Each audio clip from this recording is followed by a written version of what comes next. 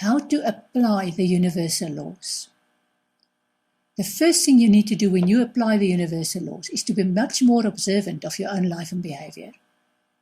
Let me ask you, what were the moments that you can recall where you discovered significant truths? Have you had moments in your life that were real eye-openers for you? Do you have regrets because you ignored warnings or avoided opportunities?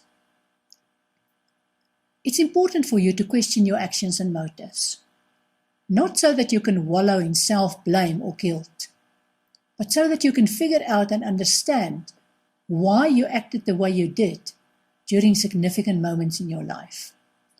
Then you can look for the wisdom in those moments. An important mind shift is required here.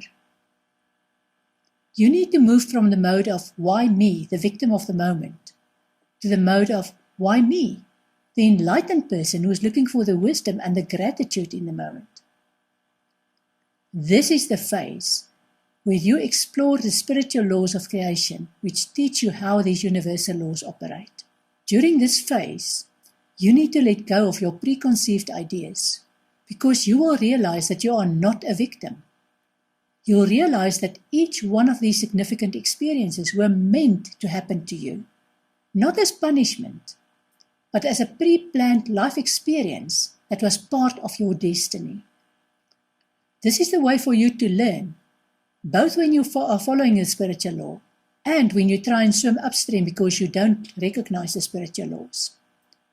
When you follow spiritual law, your quality of life improves because you no longer want or search for things to make you happy.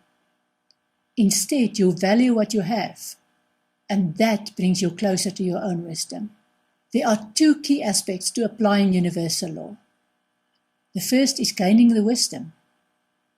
This is when you realize what you have and you value it. I'm not talking about valuing your designer shoes or your house, which is bigger than that of your neighbor. You learn to value the food you have, the roof over your head, the clothes on your back, and not from a sense of scarcity, but because what you have protects you and teaches you gratitude in small ways. You discover the joy of using your senses and appreciate the creation in and around you. You no longer take good health for granted, but appreciate and take care of your body. You enjoy and treasure every moment when you realize another personal wisdom from your experience. Once you recognize the spiritual law in the situation, you stop swimming upstream, and you discover how things flow much easier for you. The second key aspect to applying universal law is discovering gratitude for the teachers and the life experiences that guided you towards wisdom. I know, when you are recovering from an abusive relationship, or when you've been bullied by several key players in your life, the very last thing you want to hear about is that you need to find a reason for being grateful to the people who did those things to you. Think about this. Do you want to hold on to destructive emotions such as anger, resentment, hatred, or jealousy for the rest of your life when you think about the relationship and how your life was made hell? You will understand by now that your spiritual body dictates your physical health. You don't want to do that to yourself.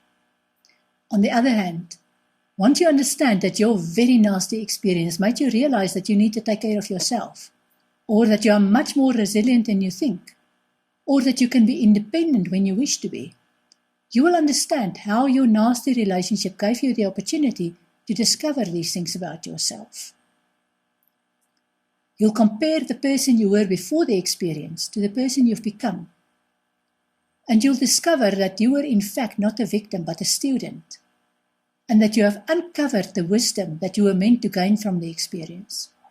That will bring you the gratitude that you are seeking for in the experience.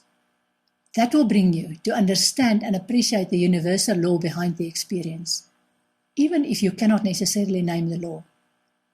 You'll be able to explain your experience and your wisdom to someone else, and you'll become immune to the strong destructive emotions that your teacher and the experience evoked in you. And of course, with the spiritual healing also comes physical healing. This is the true meaning of forgiveness. Not turning the other cheek or being a doormat, but rather finding the wisdom and the gratitude in the experience so that you can move on to a much more fulfilling life. Are you grateful for the wisdom you gained from unpleasant past experiences?